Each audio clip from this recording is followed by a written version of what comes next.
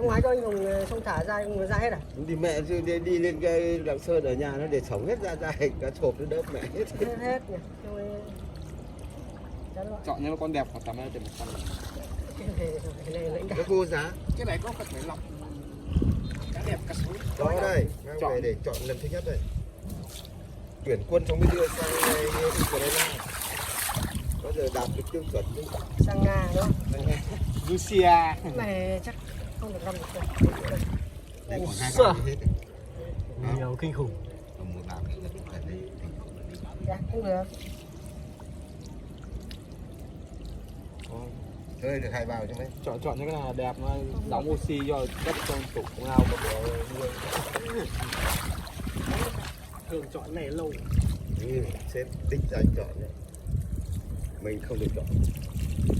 Thích quân. Ừ. Sếp tối